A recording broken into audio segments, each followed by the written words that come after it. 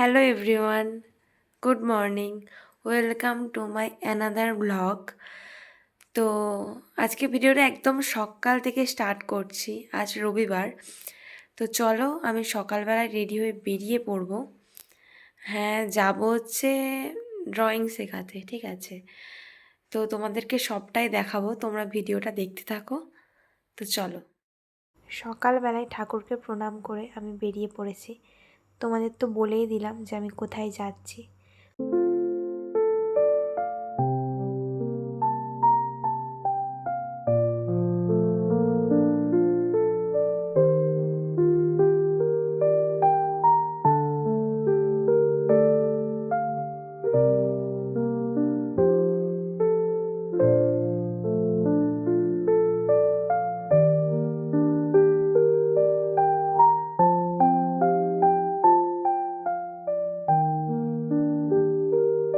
Finally আমি পৌঁছে গিয়েছি আমার গন্তব্যস্থলে।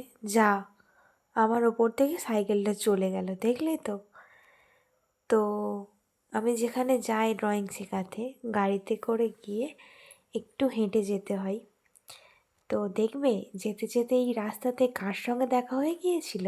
এই দেখো, এই পুচকেটার সাথে। ও অনেকটা দূরে ছিল জানো। আমি যেতেই না ও পট করে আমার পায়ের ধারে চলে এসেছিল। তো আমি না কুকুর থেকে খুব ভয় পাই জানো তো। কিন্তু এই বাচ্চা বাচ্চা কুকুরগুলোকে আমার এত ভালো লাগে, কুকুর বিড়াল। তো তাই হচ্ছে আমি একটুও ভয় পাইনি, তাই ভাবলাম একটু ভিডিও করি, তোমাদের সাথে শেয়ার করি। তো এই দেখো ফাইনালি আমি এসে গিয়েছি ড্রয়িং শেখাতে। আর এই যে আমার সব থেকে বড় ছাত্র বাবা, ও হচ্ছে খুব কথা বলে, পাকা পাকা কথা বলে। ও হচ্ছে হাই করছে, দেখছো? তো ও মোটে ড্রয়িং করতে চায় না, অনেক ভুলিয়ে ভালিয়ে অনেক রকম মজা করে তবে ওর সাথে ড্রয়িং করতে হয়। তো চলো ড্রয়িংটা স্টার্ট করি। তো ও একা শেখে তা নয়, ও দিদিও আমার কাছে ড্রয়িং শেখে। তো দিদির ক্লিপটা নেওয়া হয়নি। তো ড্রয়িংটা অবশ্যই দেখাবো ওরা কেমন ড্রয়িং করে। তো দেখো ও হচ্ছে ওর খাতা দেখাচ্ছে, ওইগুলো ড্রয়িং করেছে। এত সুন্দর ড্রয়িং করেছে যে খাতা ছিঁড়ে ফেলেছে। বলছে দেখো আন্টি, এটা হচ্ছে আমার হোমওয়ার্ক ছিল। তো যাই হোক, বাচ্চা মানুষ যা করে তাই অনেক। ওই বয়সটা আমরা অতটা পারতাম না সত্যি যেটা। তো এটা হচ্ছে ওর দিদি, দেখো ওর দিদির মতোই ড্রয়িং করে দিতে হবে। তো বললাম ঠিক আছে দাও, বলে সেম ড্রয়িংই করলাম। এবার বুঝতেই পারছো ছোটো মানে একটু রং বাইরে যাবে, তবে অন্য বাচ্চাদের তুলনায় ভালোই রং করে। তো মোটামুটি ছোট্ট করে একটা ক্লিপ নিয়ে তোমাদের সাথে শেয়ার করেছিলাম ওরা কেমন ড্রয়িং করে। ফাইনালি চলে এলাম হোমে, বাড়িতে। দেখো সেই দেখছি আমার দিদি কি করছে, এটা পায়েস হচ্ছে। পায়েস পায়েস করছে। আজকে আমাদের বাড়িতে অনেক রকমের রান্না হচ্ছে। তো সেটা বলবো কি তার আগেই তো তোমরা জেনে গিয়েছো আমার টাইটেলটা দেখে। তো হ্যাঁ, আজকে আমার দেওরের আইবুড়ো ভাত। তো আজকে সব রান্না দিদি আর মা দুজন মিলেই করেছে। মাই প্রায় সব রান্না করেছে, দিদি শুধু পায়েসটা গ্যাসে করে নিয়েছে। আর এই যে উনানে ও হচ্ছে মাটনটা করছে। আর ওই যে ফোনটা দেখলে, আমি দুহাতে দুটো ভিডিও করছিলাম, দুটো ভ্লগের।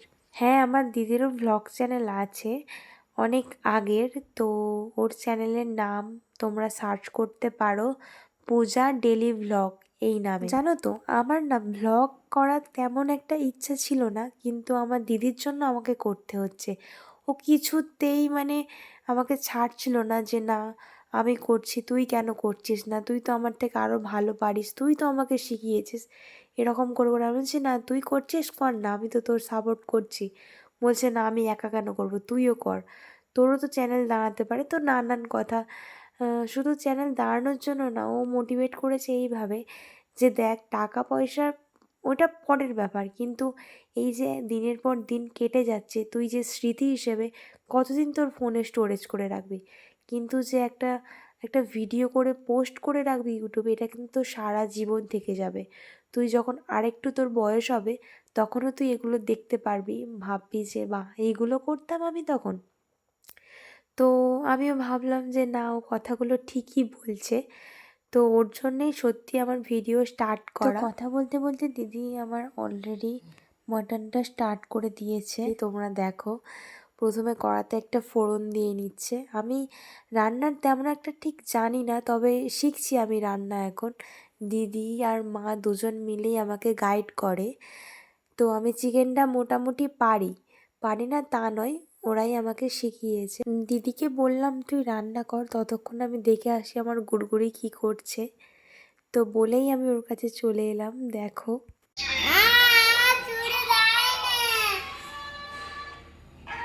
এটা হলো আমাদের ফুল লাউড স্পিকার। ওর ভয়েসটা শুনলে তো সারাক্ষণটা এমন চিৎকার করে বেড়ায়।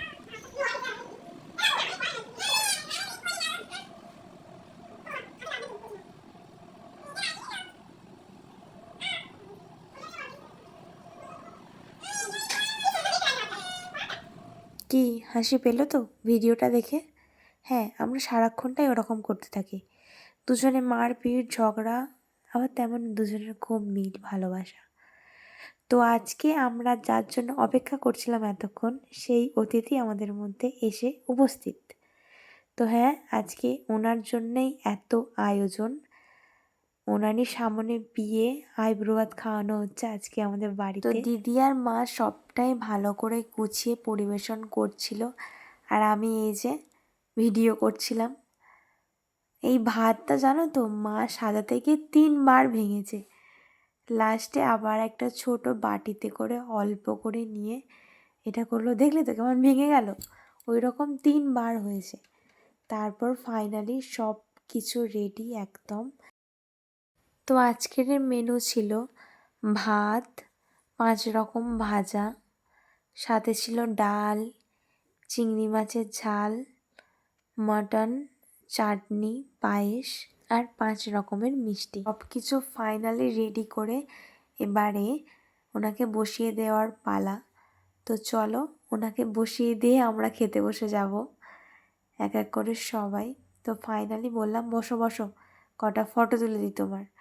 বলে উনি ঝটপট বসে পড়েছে দেখো।